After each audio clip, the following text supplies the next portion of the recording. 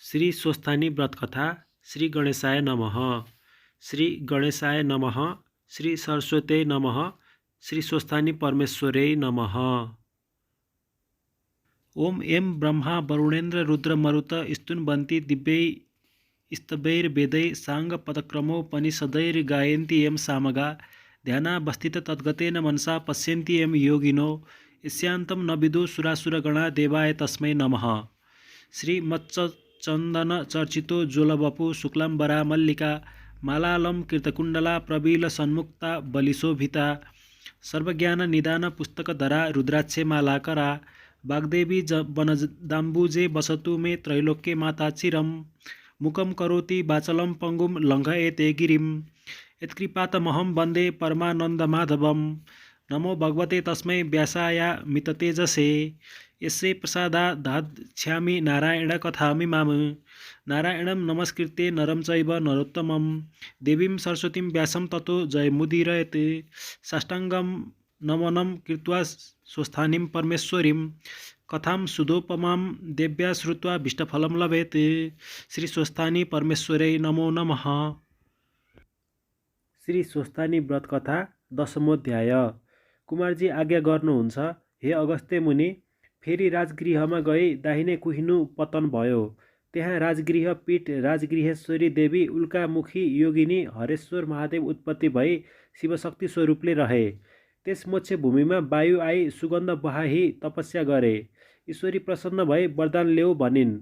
वायुले यावत जीवात्मा जति छन् तिनको प्राणवायु हुन सकौँ भनी मागे र ईश्वरी प्रसन्न भई तथास्तु भनी वरदान दिइन्।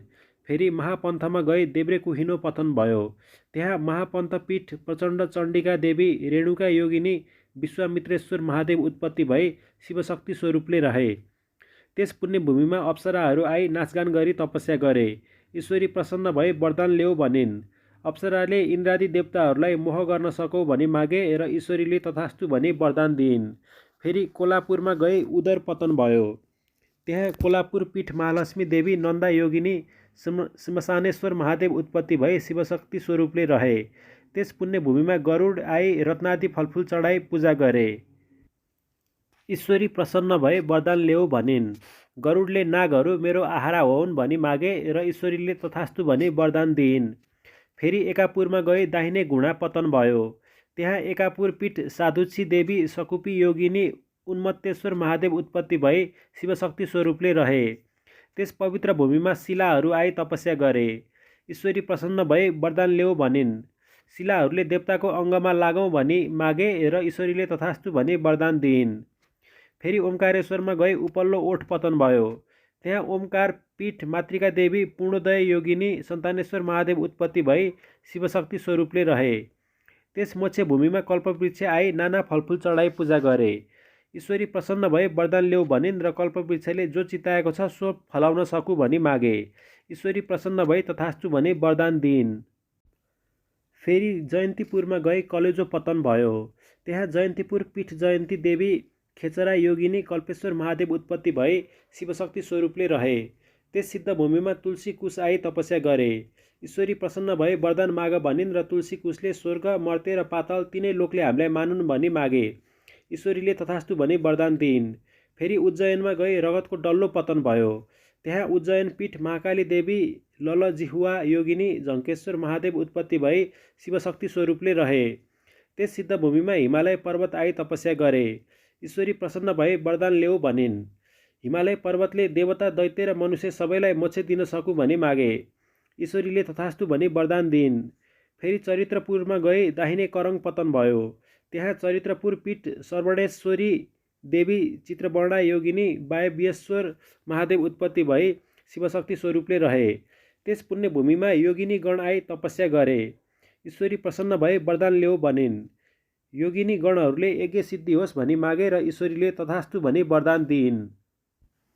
फेरि छिरिकापुरमा गई भुँडी पतन भयो। छिरिकापुर पीठ युगाद्य देवी कलङ्का योगिनी सहस्र नेत्रेश्वर महादेव उत्पत्ति भई शिवशक्ति स्वरूपले रहे। त्यस मोक्ष भूमिमा मातृका गण आई नाना प्रकारले पूजा गरे। ईश्वरी प्रसन्न भई वरदान ल्याऊ भनिन्। मातृका गणले स्थानका मालिक हो भनी मागे र ईश्वरीले तथास्तु भनी वरदान दिइन्। फेरि हस्तिनापुरमा गई दाहिने कुम पतन भयो। त्यहाँ हस्तिनापुर पीठ चण्डेश्वरी देवी कोटराक्षा योगिनी मुसुखारेश्वर महादेव उत्पत्ति भई शिवशक्ति स्वरूपले रहे। त्यस पुण्यभूमिमा सुदर्शन चक्र आई तपस्या गरे। ईश्वरी प्रसन्न भई वरदान ल्याऊ भनिन्। सुदर्शन चक्रले संहारकर्ता हुँ भनी मागे। ईश्वरीले तथास्तु भनी वरदान दिइन्। फेरि उड्डयनमा गए शिर पतन भयो। त्यहाँ उड्डयन पीठ विमला देवी पिङ्गलाक्षी योगिनी यक्षेश्वर महादेव उत्पत्ति भई शिवशक्ति स्वरूपले रहे। त्यस सिद्ध भूमिमा हनुमान आई नाना फल चढाई कुदी खेली पूजा गरे। ईश्वरी प्रसन्न भई वरदान ल्याऊ भनिन् र हनुमानले रामचन्द्रको सेवक भई लङ्का दहन गर्न सकु भनी वरदान मागे। ईश्वरी प्रसन्न भई तथास्तु भनी वरदान दिइन्। फेरि प्रयागमा गए फोक्सो पतन भयो। प्रयागपीठ सुन्दरी देवी सिंहजङ्गा योगिनी महेन्द्रेश्वर महादेवको उत्पत्ति भई शिवशक्ति स्वरूपले रहे। त्यस पुण्यभूमिमा 10 अवतार आई तपस्या गरे। ईश्वरीले प्रसन्न भई वरदान ल्याऊ भनिन् र 10 अवतारले सत्य त्रेता द्वापर र कली 4 युगका दैत्य संहार गर्न सकौ भनी मागे। ईश्वरीले तथास्तु भनी वरदान दिइन्। फेरि विश्वमा गई मृगौला पतन भयो। त्यहाँ विश्वपीठी झङ्केश्वरी देवी झकाली योगिनी कुण्डलेश्वर महादेव उत्पत्ति भई शिवशक्ति स्वरूपले रहे। त्यस सिद्ध भूमिमा विश्वकर्मा आई नाना चित्र विचित्र गरी देवालय बनाई तपस्या गरे।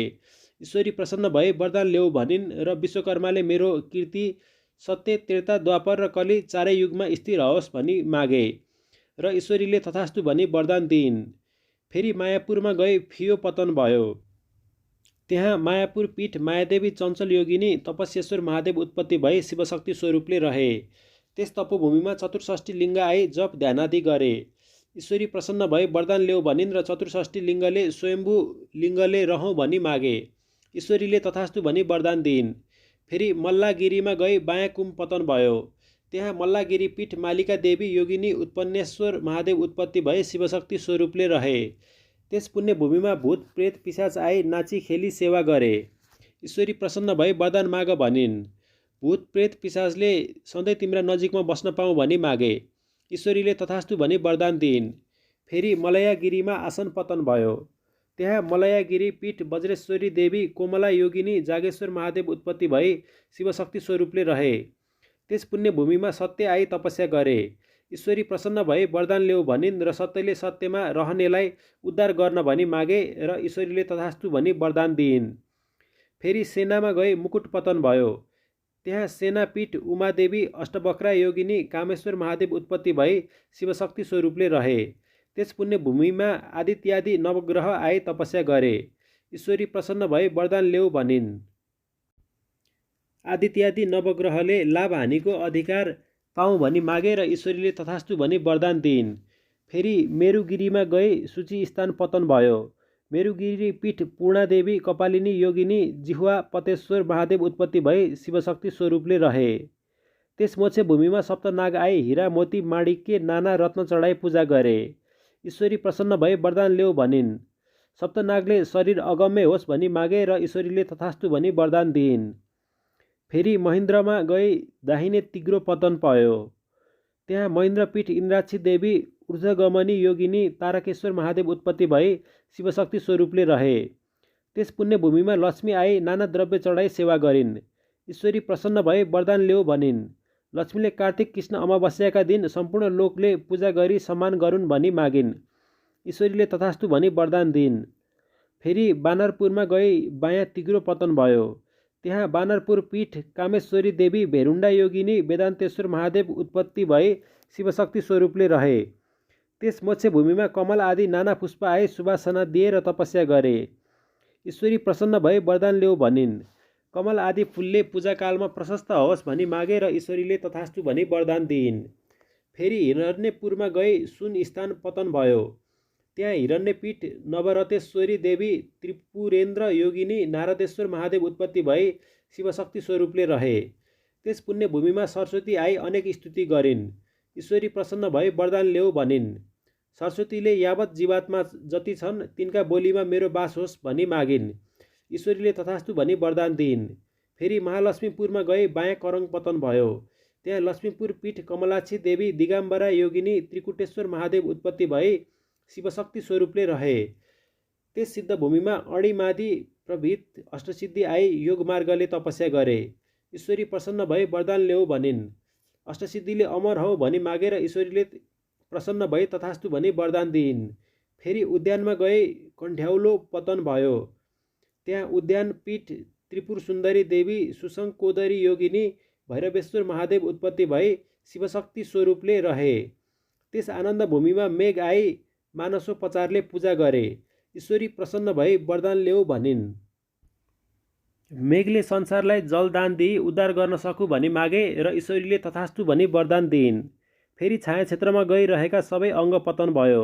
त्यहाँ छाया क्षेत्र पीठ जत्रेश्वरी देवी सुसुकेदार योगिनी पिशाचेश्वर महादेव उत्पत्ति भई शिवशक्ति स्वरूपले रहे। त्यस पुण्य भूमिमा अष्टभैरव आई नाना प्रकारले पूजा गरे। ईश्वरी प्रसन्न भई वरदान ल्याऊ भनिन्। अष्टभैरवले मातृका गणको अधिपति हौ भनी मागे र ईश्वरीले तथास्तु भनी वरदान दिइन्। हे अगस्त्य मुनि, यस्तै तरहले जहाँ जहाँ सतीदेवीको एक अङ्ग पतन भयो त्यहाँ त्यहाँ एक पीठ उत्पत्ति हुँदै गयो। सबै पीठको सङ्ख्या 7.5 कोटी छ। यसमध्ये 50 पीठको मात्र दर्शन गर्यो भने पनि इच्छा सिद्धि हुन्छ, सम्पूर्ण पाप नाश हुन्छ। मनुष्य जन्म भई 50 पीठमा एक पीठको पनि दर्शन गर्न सकेन भने त्यसको जन्म व्यर्थ हुन्छ भनी चतुर्मुख ब्रह्माले यस तरहसँग आज्ञा गर्दा भए।